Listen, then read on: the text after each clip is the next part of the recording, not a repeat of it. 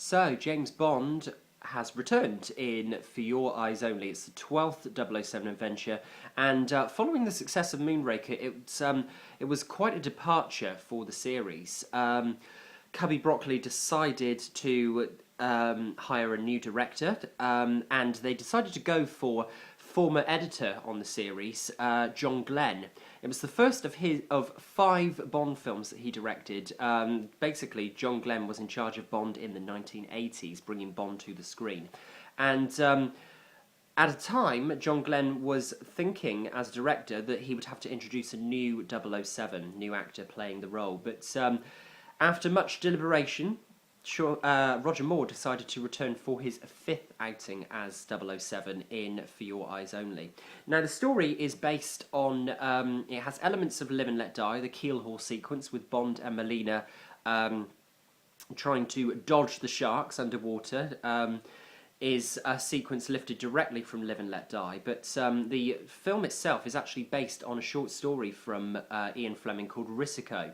And I've always thought that would be an interesting title for a Bond, a different sort of title as well. So perhaps one day in the coming years they will use that as a Bond title. I mean, they've used Quantum of Solace, so they may as well use Risico as well. So back to For Your Eyes Only, we start the film with a nice little nod back to On Her Majesty's Secret Service, Bond taking some flowers to Tracy's grave, and it's a nice little reminder of the fact that although it's a different James Bond, different actor playing James Bond, I mean, the film in which Bond marries, George Lazenby played Bond in On Her Majesty's Secret Service, but this is Roger Moore's Bond taking flowers to his late wife's grave. And there are a couple of references back to Bond being married. There was another one in a Roger Moore film, in The Spy Who Loved Me, where Major Amasova kind of grills Bond about his past, and she can see that Bond is quite sensitive about the fact that that his wife was killed, obviously. And of course here we have a nice little a much more human Bond. Roger Moore is bringing some flowers to Tracy's grave. It's a very nice little headstone there, 1943 to 1969.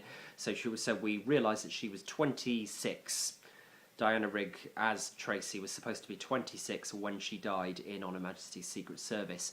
And the nice little quote at the bottom of the gravestone, "We have all the time in the world," is actually a very lovely sequence. That does kind of segue, though, into a sequence that's largely played for laughs. Bond tackles a bald man with a white cat in a wheelchair. And, of course, we left Blofeld in Diamonds Are Forever. He wasn't in a wheelchair in Diamonds Are Forever, but he was paralysed sort of from the neck up in On Her Majesty's Secret Service. So in many ways this is John Glenn returning to that version of Blofeld. And it doesn't specifically say on the credits that Bond dispatches Blofeld in this pre-credit sequence in For Your Eyes Only, but we are meant to assume, I think, that it is him. The character's saying, "I've looked forward to this moment, Mr. Bond, I shall enjoy it to the full," you know. It seems as if it is Blofeld trying to dispatch Bond, but of course Bond gets the upper hand, attaches the helicopter to Blofeld's wheelchair and drops him down a chimney stack, and that leads us into the title sequence.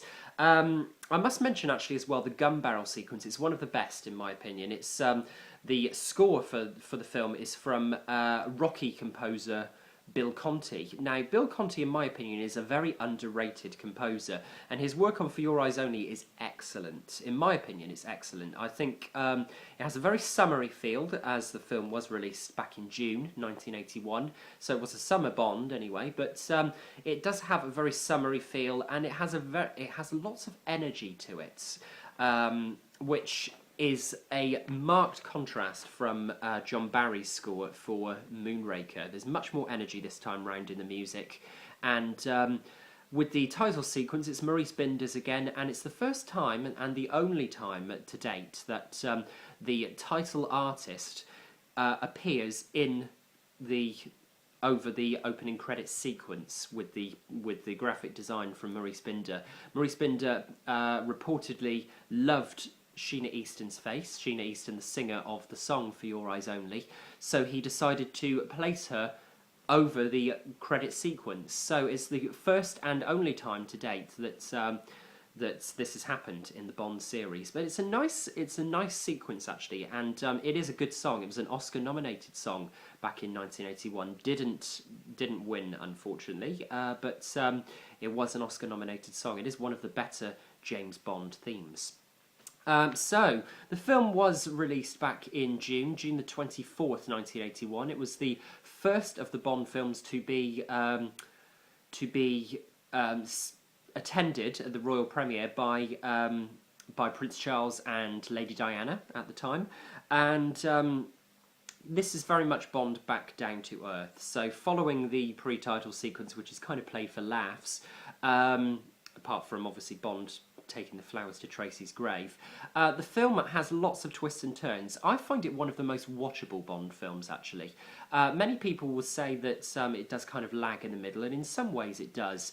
And it's not a sort of bang for your buck film. There are moments and there are action set pieces, but certainly the finale, for example, with Bond dispatching the villain, it's not all about huge sets. This time it's very much more realistic. It's Bond climbing a monastery and trying to capture the villain at the top of this monastery. And it's a nice. There's some really nice sequences in For Your Eyes Only. Must say, Carol Bouquet has the most stunning eyes. There's a wonderful close-up of her when her parents are killed towards the beginning of the film. And Carol Bouquet is a really good Bond girl, actually. She plays Melina Havelock, the tortured soul who witnesses her parents getting killed by one of the villain's henchmen in the film. And this villain, and the henchman of the villain, is his name in the film is Locke. And there is a wonderful sequence, one of the best Roger Moore moments, where Bond manages to kick Locke's car off the top of a cliff, which is it's great. It just it shows a different side to Roger Moore's Bond. At times they were trying to make Roger Moore's Bond a little too like Sean Connery, but that isn't really a bad thing, in my opinion. I think it works particularly well. There are some great moments in the film, and despite the fact that Roger Moore is kind of in his early 50s in For Your Eyes Only, he actually still looks really good as Bond. At this point, he still looks really good. In a couple of movies' time, that opinion changes, obviously, but in 1980, when they were filming For Your Eyes Only, he was still looking fairly good as Bond. Right, so we have the return of the Lotus as well, which was the car Lotus Esprit from The Spy Who Loved Me. So Bond is back in this car very briefly before, of course, the car explodes by some henchmen, and Bond has to get into a Citroën de Chevaux as well, which is the car of a bright yellow car for and it's Melina's car, of course, and they make their escape. It's actually a really funny sequence, but it's nice to see the Lotus back again, if only for a brief time.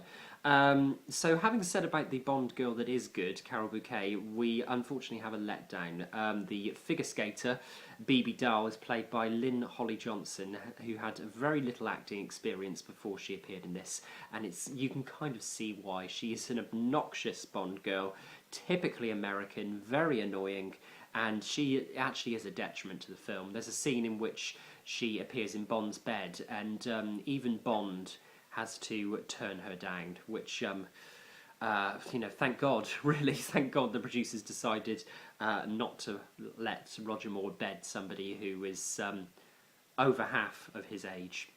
Cassandra Harris also appears in the film as well. Now, Cassandra Harris died very sadly after For Your Eyes Only was made, and she was the former wife of Pierce Brosnan, later James Bond himself, and she plays Countess Liesel von Schlaf as well, who is the mistress of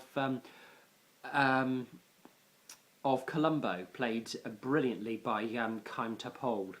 And we have another good, very realistic villain this time as well. One of the more realistic Bond villains, played by Julian Glover, who was actually considered at one point to be a possible replacement for Roger Moore as James Bond. And he plays Aris Christatos, who doesn't have a particularly huge amount to do, but you wouldn't really want to get on the wrong side of him. I must say that For Your Eyes Only does utilise some beautiful locations. It's the first time that the Bond crew had been to Corfu and Greece in general. So they were using Cortina, Corfu, and a number of other islands in Greece as well. Beautiful locations for Bond in this film. And the film generally has a really good look to it, I think. It's a great debut for John Glenn as director, and reading up about John Glenn's thoughts about each of his films, there's a great little sort of autobiography that he wrote about 10 years ago now, and he does cite For Your Eyes Only as one of his favourite films that he's made, and you can see why. You could tell that he was enthusiastic to be bringing Bond to the screen, for his chance to be the director of a Bond film, and it is a great Bond film. It really does stand out. So all in all, it's another impressive Bond film, actually. I wish in many ways that For Your Eyes Only had been the follow-up to The Spy Who Loved Me, and we could have kind of glossed over Moonraker. And For Your Eyes Only actually did do very well. I mean, it didn't get quite to the same heights as The Spy Who Loved Me or Moonraker, but it did still cement the fact that fans around the world were still determined to see Bond, regardless of whether he was in space or whether he was brought back down to Earth. Okay, so that's the end of my review for Your Eyes Only. Please share your opinions with me. I'd love to know what you think. In my opinion, it is a very underrated Bond film. It's one of the ones that people tend to forget the most, but I enjoy it. I think it's a really good James Bond film, and alongside The Spy Who Loved Me, I think it's one of the better Roger Moore films as well. I give For Your Eyes Only about 8 out of 10, I think. It's really good. I really enjoy it. And James Bond will return with appearance from a former Bond girl as well in the next film, John Glenn's second as director, and Roger Moore's 6th outing as 007 in Octopussy.